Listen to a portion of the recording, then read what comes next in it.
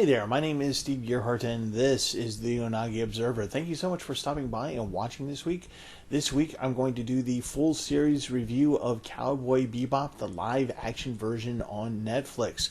And in case you didn't get the point, there are going to be spoilers. I'm going to try to limit them, but I can't promise, that I won't reveal a few things. So you know that going in, so let's go ahead and get started.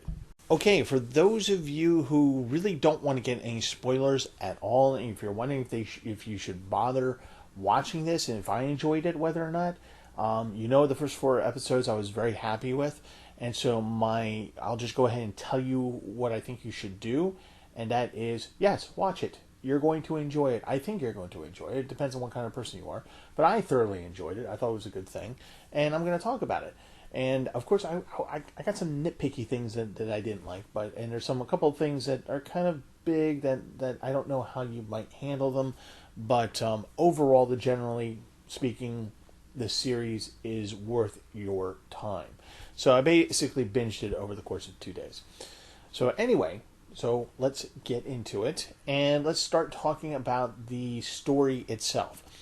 Now, in the anime, as I've discussed in previous videos, it is a 3-tier story structure, meaning that the first tier, which is what you get most of, is the bounty of the week. So, this is the Bebop crew going out there and finding the bounties, getting their money, and the adventure that you have in doing that. What that first tier does is it helps us set up the story for the second tier, which is the backgrounds of all the crew of the Bebop. Spike, Fey, Jet, Ed, Ein, even some of the villains out there like Vicious and things like that. So the first tier helps the second tier with the backstories. And that's most of what you get throughout the entire series. There's the third layer, which is the overarching layer of the anime, which is the story of Julia, Vicious, and Spike, and how that triangle resolves itself. Now, in the anime, you only get snatches and glimpses of Julia. Julia only gets really 1 episode. Vicious gets a little bit more. There's a couple episodes that he's in, but throughout the series, there's little snatches. And also, the other thing that you get is memories from Spike about how things happened in the past. So you have this story that kind of builds over top of the other two, and the other two feed into it that moves it towards the end of that one main story arc.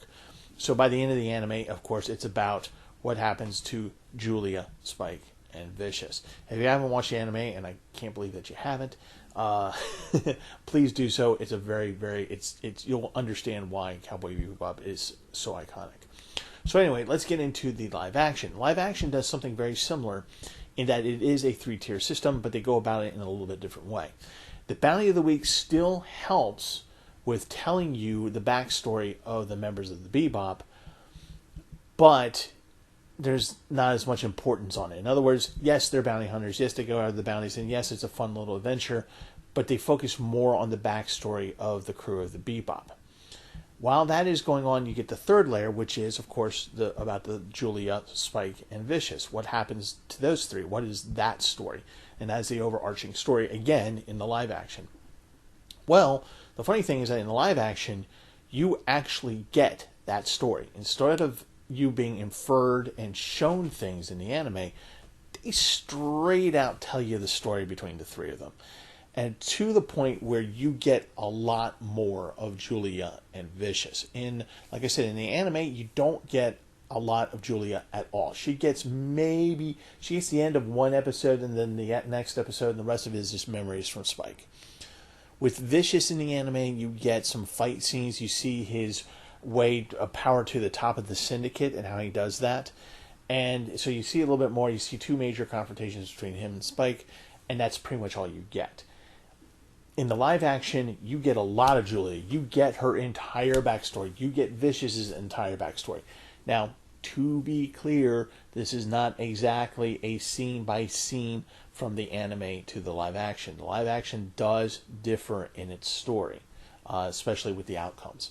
In the anime, spoiler alert, pretty much all 3 die. Vicious, Julia, and Spike. That doesn't happen in the live action. I don't want to spoil it for you, but that does not happen. All 3 do not die. The ending is kind of, this is one of my things that I nitpick about.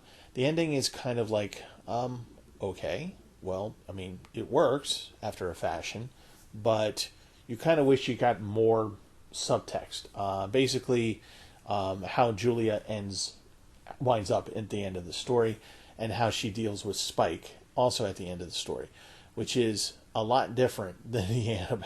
Basically, she reams Spike out for not saving her from Vicious in the live action. That doesn't happen in the anime. So, like I said, it's a 3-tier story system, but in this one, you get a lot more of Vicious and Julia's background stories. You even get more of how the friendship between Spike and Vicious developed over the years and why that even happened. And it gives you a better sense of how they feel when there's all these multiple betrayals between Vicious and Spike happening. Of course, a lot of it's over Julia. In the live action, Julia is married to Vicious. I don't think that's really a spoiler. In the anime, she is still somehow connected to Vicious in a semi-romantic way. In both the anime and in the live action, it is very much inferred that she is alive only because Vicious wills it. And that's a sticking point in the live action version, where Julia is really not happy with that situation and is actively trying to find a solution to it. That's the other part of this. So, there you have it. That's kind of like the main story overall. Now, we have some little individual things to talk about. Like, one of the things that we have to talk about in terms of story and characters are the crew of the Bebop.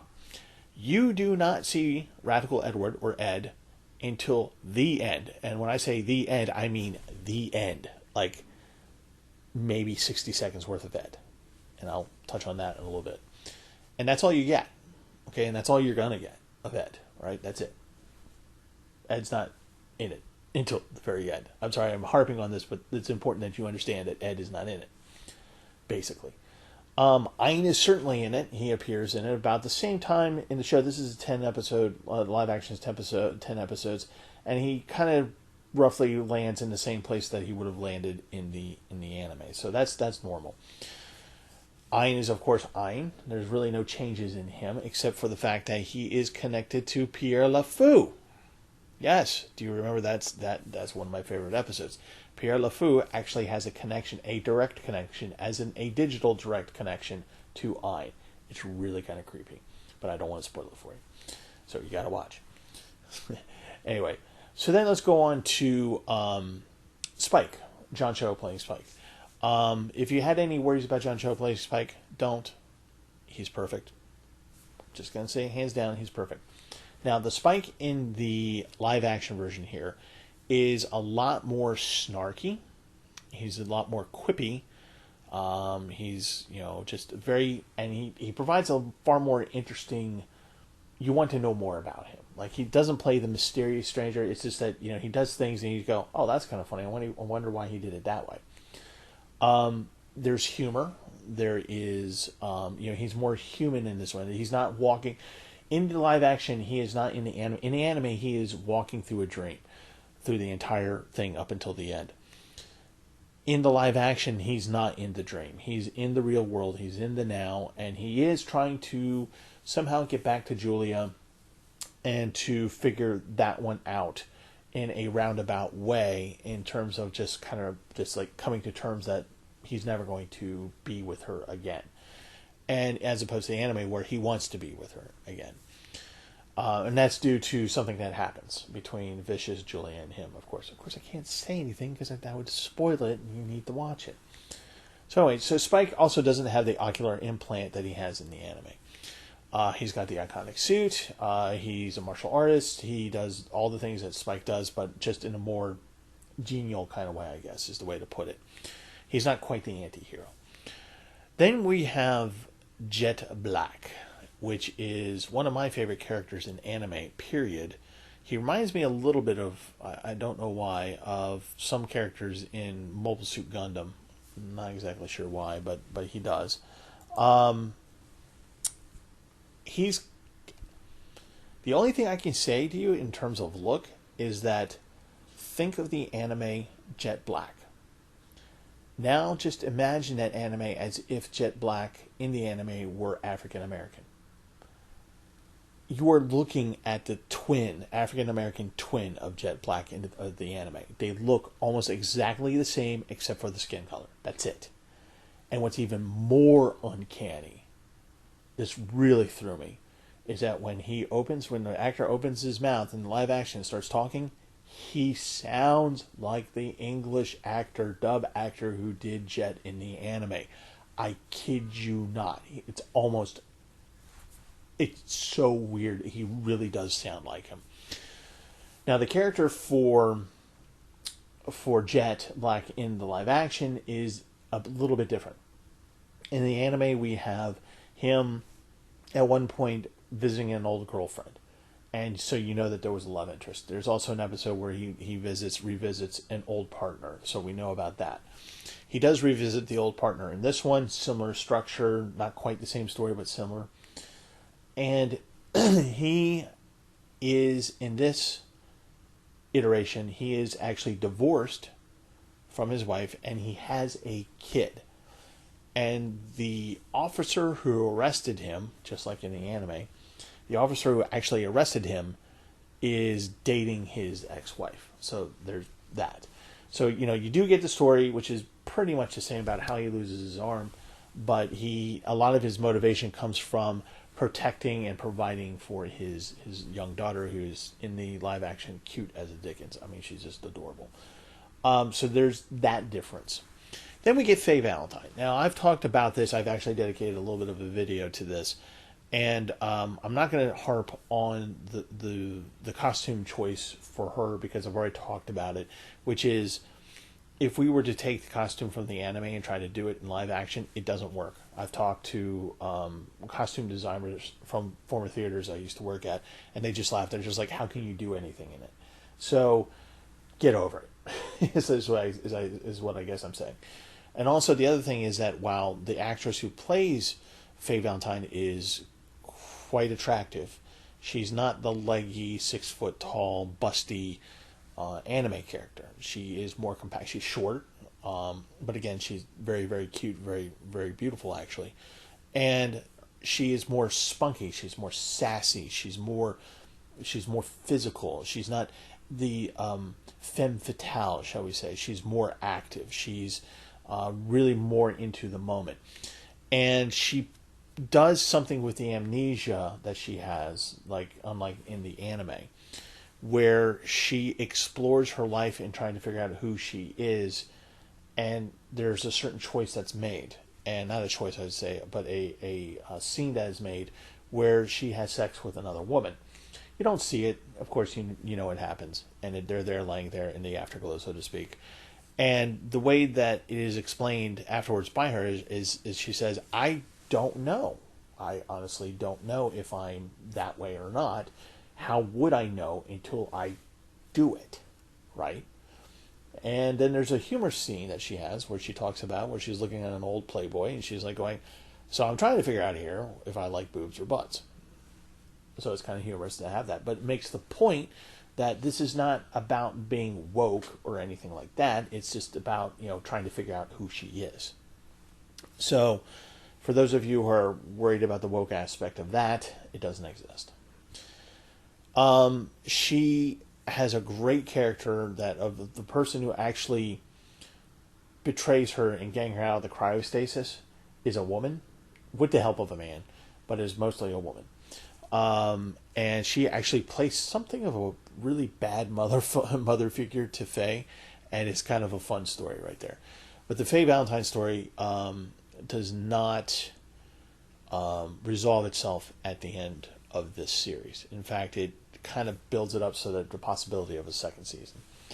But I will say the episode where she watches the video, for those of you who know the anime, know exactly what I'm talking about.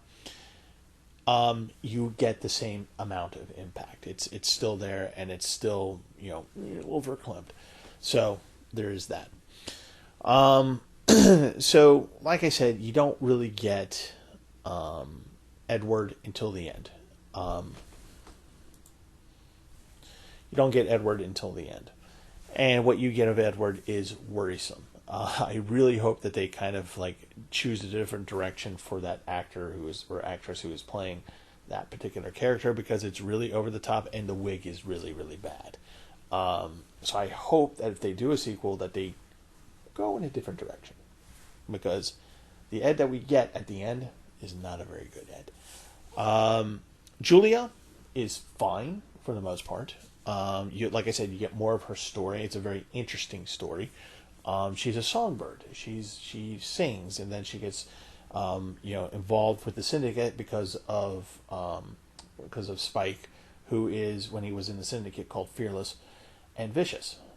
And so she gets tangled up into that, and that kind of basically, that poor choice ruins her life. Vicious, and again, I don't want to spoil it, but Julia's character goes in a direction. By the end of it, you're just like, I wish we had more to justify that ending for her. So then you have Vicious, who, the anime Vicious is a true villain. He is sort of dead inside. The only thing that keeps him alive as a person is Julia. Hence one of the reasons why he keeps her. And he's deadly, and he's snake-like, and he's just a good villain. In this series, you get more of his story. This is not a spoiler. I don't feel that it's a spoiler because it doesn't really do anything when the reveal happens. His father is one of the elders of the syndicate. So he plays basically the spoiled brat of one of the chieftains of the syndicate. And he is a psychopath, and he's an accomplished killer and all that. He's just trying to prove himself to his father and to himself the entire series, and things get in his way.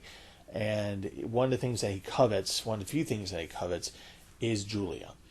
And what he does to destroy the relationship between Julia and Spike.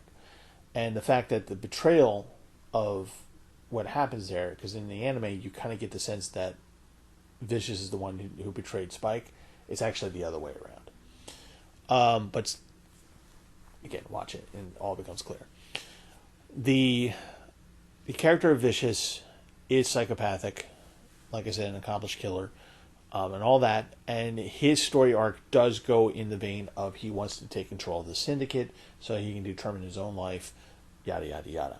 And he goes in that direction. Not nearly the strong character that you get in the anime, but it's still an interesting character. And there's some things that are a little bit over the top with him, so it's kind of like, eh.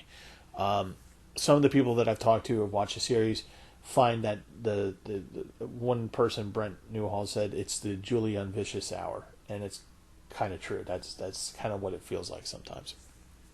So you get a taste of the characters. The bounties are fun. It's all fun stories. They take basically 4 main stories out of the anime and put them in there to move the plot along. Pierre LeFou, the one where Spike revisits his partner, the Teddy Bomber, things like that.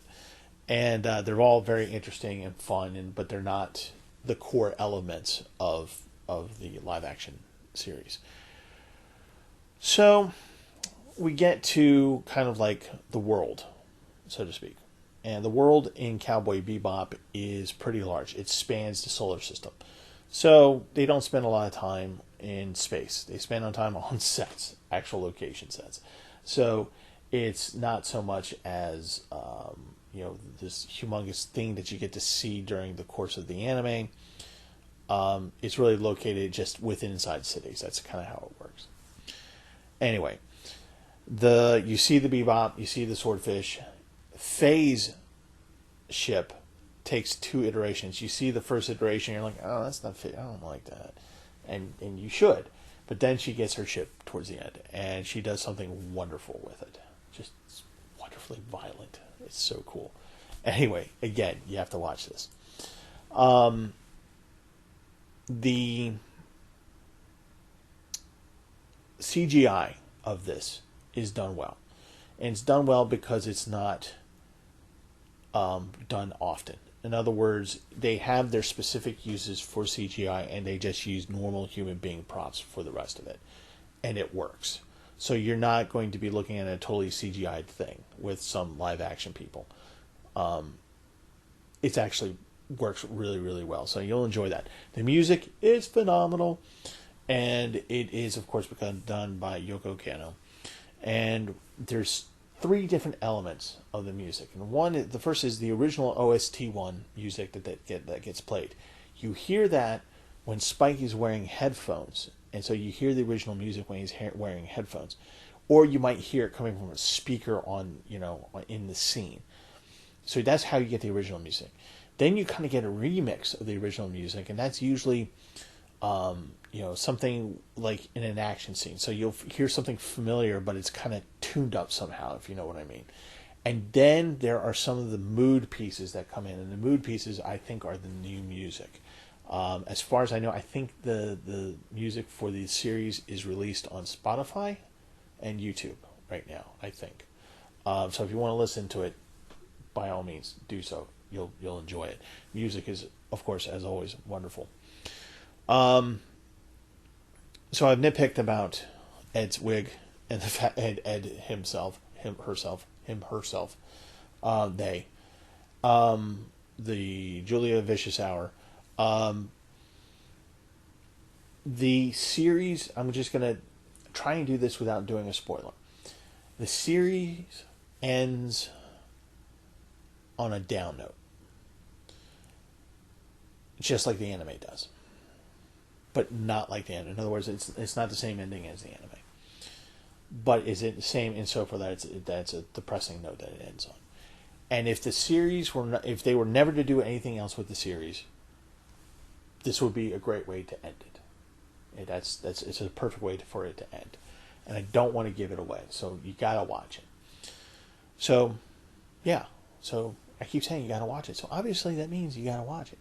So it is worth your time. It's 10 episodes. Each episode is anywhere between 45 and 50 minutes long. I was able to knock it out in 2 days.